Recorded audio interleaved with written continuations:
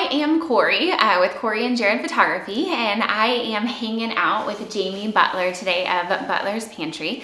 And we are working on a project called Stories with Kori, and our heart is just to share the stories of some incredible people doing some incredible things in our community. And so this project just came from a heart of knowing that there are just people and doing some fun things, and so we have a heart to share them. So Jamie is going to share her story with us today. So Jamie, tell me what you do and what you've got going on.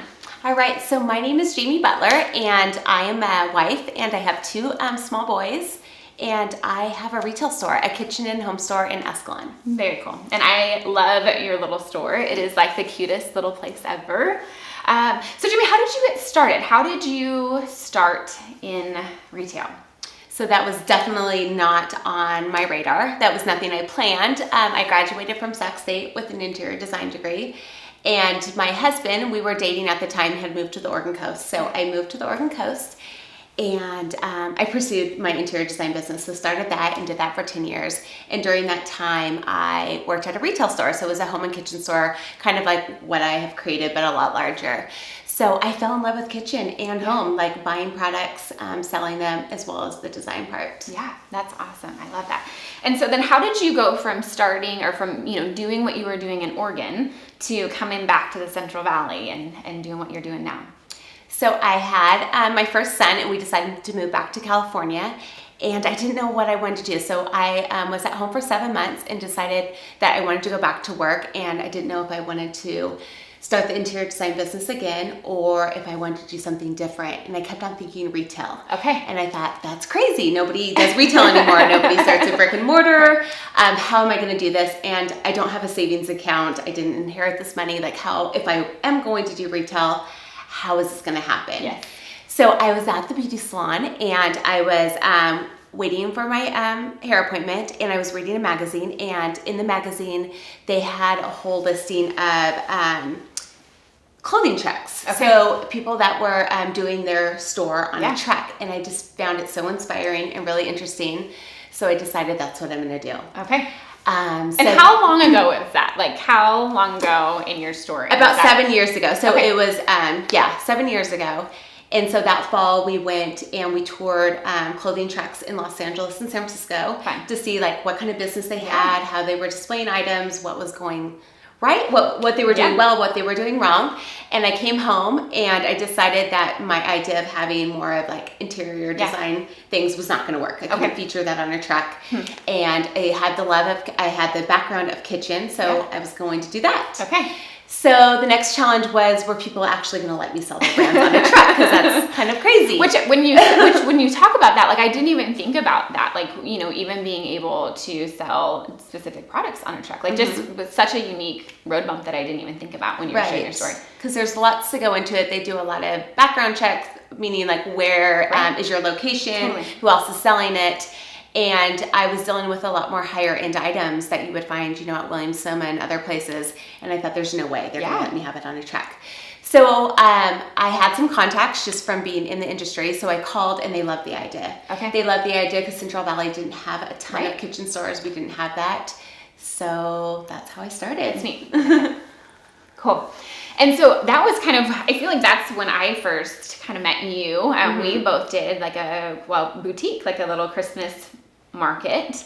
And that was the first time that I remember, you being there and stuff, all that good fun stuff. That was also when we started doing like our toy drive. So we have started, that was kind of where this toy drive for foster youth started. And so I was in the back and Jamie was out front, and that was kind of a good fun time. So awesome. So then you had your kitchen truck, and then we kind of have hung out a little bit at Get Fit too. Tell me a little bit about what you do with your truck at Get Fit. So I had this truck, and it was so fun. I had a customer right from day one that said, hey, I have someone you should talk to. And I was really hustling at that point because people just thought it was crazy, right? I'm selling stuff off a truck. Like, what kind of kitchen stuff? Did you steal this stuff? Where did it come from? It's not crazy. I bought a lot of stuff off your truck. Well, people thought it was crazy. So I met up with Jonathan and Tara, and I literally knocked on their front door. Like, I had obviously called before. And I had these bags. Like, I was this door-to-door salesman, and I didn't know them. I greeted myself, and I went inside on their kitchen island, and I demoed all of these gadgets. And it was pretty funny, but that's how it all started. And then I just created this great relationship with them. So I would start taking the truck to the boot camps, and at the boot camps, I would talk about these gadgets that would make food prep a lot easier. So yeah, it grew into this great relationship. And people were coming to the truck, which was exciting because at first it was kind of a foreign thing, and I was doing a lot in San Francisco. I did a lot with Off the Grid. I did stuff at just different fairs. And so I started bringing it back to Central Valley, and I did a lot on Jack Tone in 120 at the Burgess's fruit stand. And I was still getting a lot of my Bay Area people there, but then a lot of local people, and word was getting out. And I missed the retail part. I still wanted like a brick and mortar. Okay. And so I thought, let's try it. So at the Ripon Farmers Market, I had met another woman who was selling children's clothing. And there was a small space in Escalon that became available, and I said, let's do it. It's a small space. It doesn't have a huge footprint. We don't have to have a lot of overhead. You literally take one side of the wall, and I'll take the other. So it sounds, again, crazy. I'm selling from a truck, and now I'm selling kitchen stuff with children's clothing. So we did it, and people came, and it was exciting. It was a little confusing when you came into the store to see all of it, but we just wanted to test the waters. I don't know, as a mama, I'm busy mama. I'm like, that's like a one-stop shop, right? Like a kitchen and cute clothes. No. You got it all.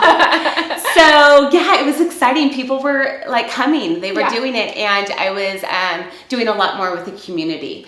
And so the space down the street became available. It was an old butcher shop, and I thought, like, how perfect is this?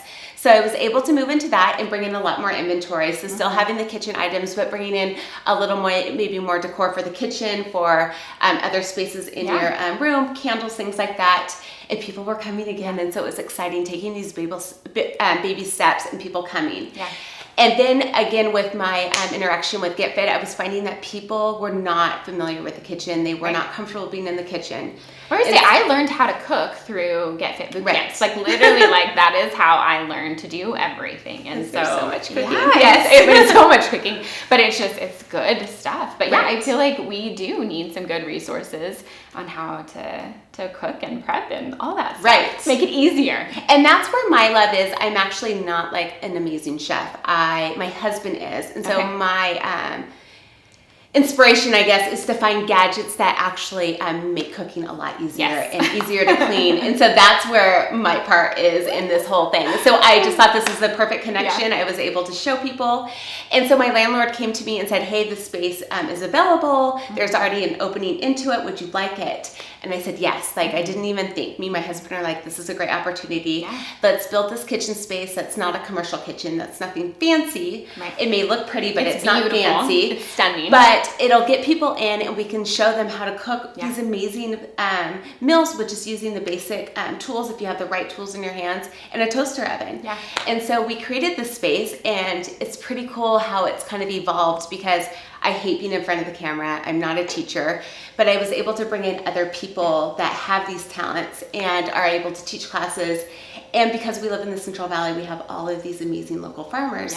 So let's bring in the local farmers, have them educate people about the product that we're eating and why we should eat it, and start doing classes. And so it's become pretty amazing. It's become my favorite part of the store because it's created so much community. So whether we're doing cooking classes or workshops, it's showcasing other people's talents and bringing people together. And bringing people together.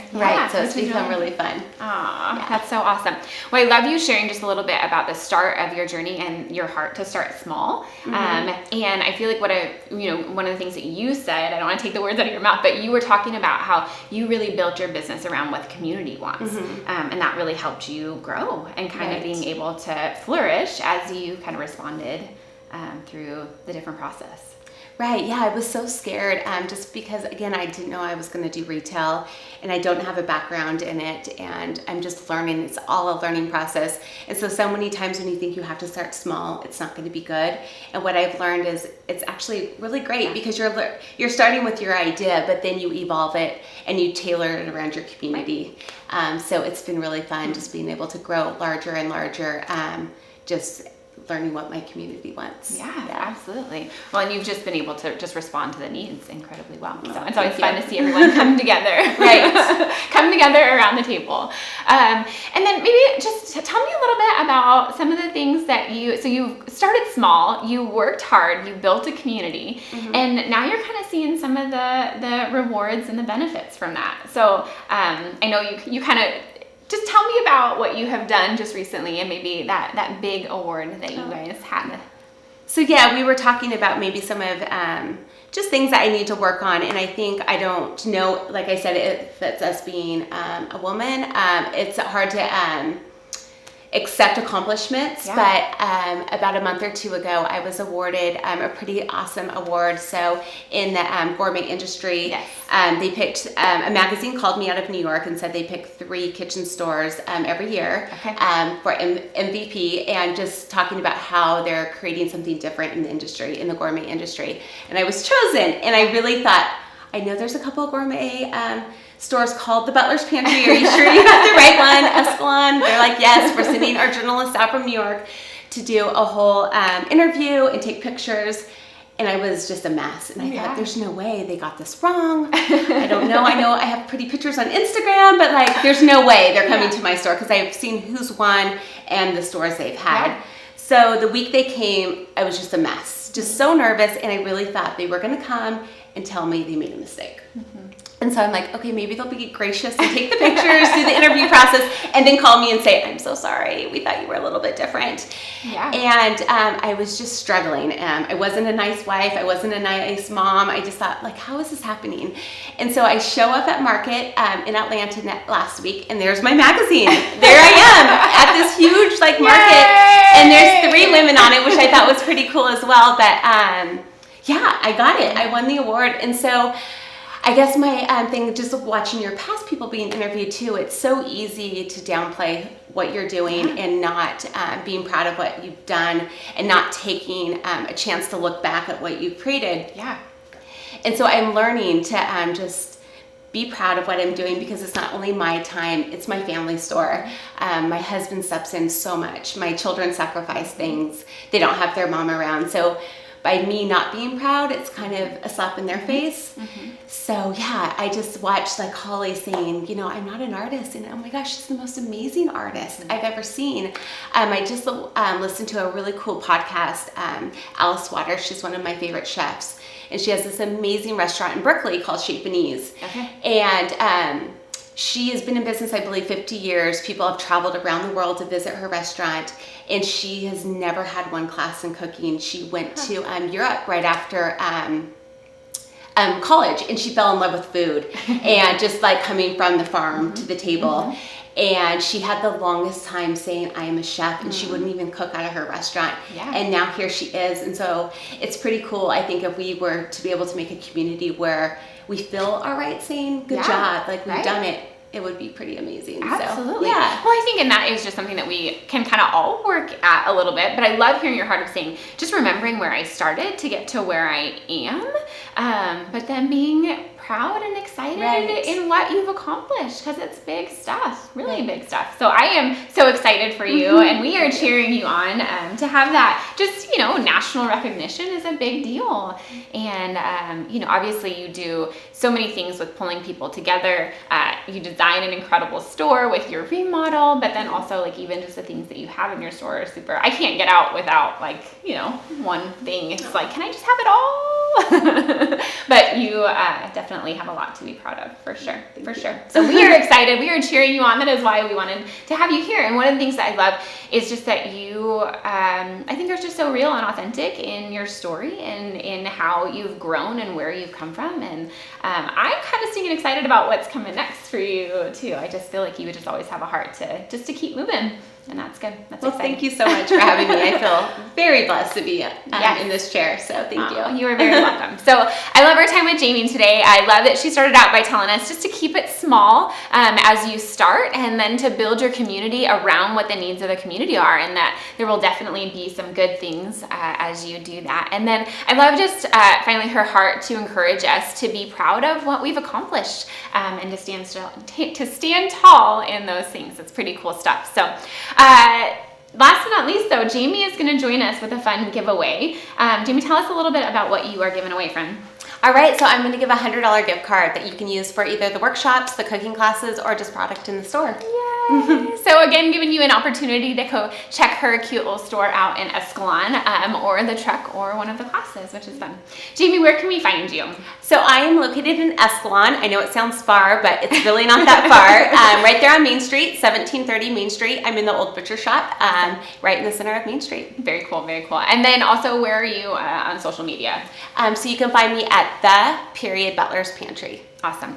And then we'll go ahead and link to all of those good fun places to make it easier for you guys to find.